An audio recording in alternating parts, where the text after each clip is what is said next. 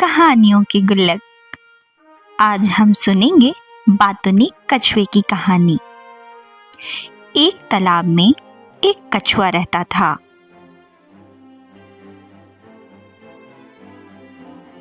दो हंस उसके बहुत ही घनिष्ठ मित्र थे। वे तीनों हर दिन एक साथ तालाब के किनारे बैठा करते और बहुत सारी बातें किया करते।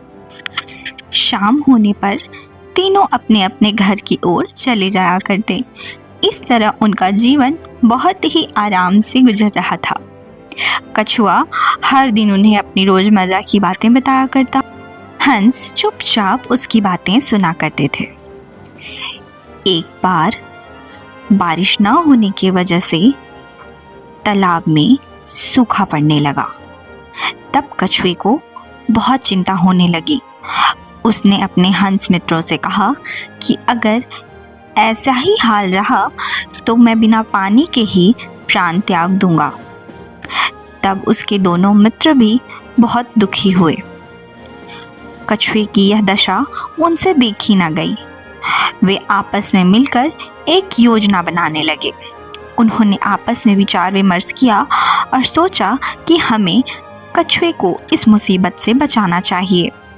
उसे बचाने के लिए वे फिर से कछुए के पास एक योजना लेकर गए। उन्होंने कछुए को अपनी योजना बताई।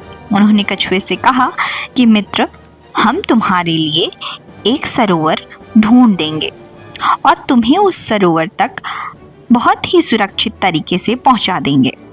बस तुम्हें इतना करना है कि रास्ते में मौन रहना है। हम दोनों एक लकड़ी का टुकड़ा लेकर के आएंगे और अपनी चोंच से एक एक सिरे को पकड़ लेंगे। बीच में तुम उस लकड़ी को अपने मुंह से दबाए रहना। पर हाँ मित्र, ध्यान रहे, रास्ते में तुम कुछ बोलना नहीं, वरना तुम्हारे बातूनी स्वभाव के कारण तुम्हारी जान चली जाएगी। कछुए ने हामी भरी। फिर उन दोनों हंसों ने वही उपाय अपनाया। वे दोनों एक लकड़ी का टुकड़ा लेकर आए और उसे अपनी चोंच में दबा लिया।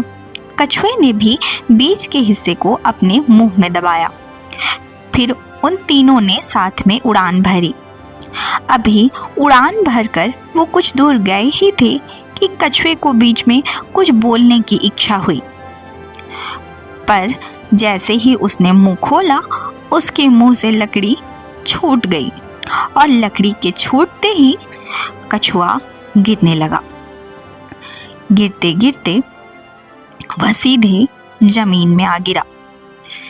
जमीन में आकर गिरने की वजह से कछुए की मृत्यु हो गई।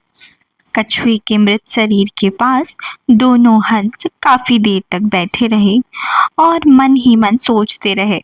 आखिर इस कछुए ने अपनी मूर्खता और बातूनीपन के कारण अपनी जान गंवा दी। तो बच्चों, इस कहानी से हमें यह शिक्षा मिलती है कि हमें भी अनावश्यक रूप से हमेशा नहीं बोलना चाहिए। कभी कभी मौन रहना भी बहुत फायदेमंद होता है, वरना हमारी हालत भी कछुए के जैसी हो सकती है। अगर आपको ये कहानी अच्छी लगी तो please like and subscribe. Thanks for watching my channel.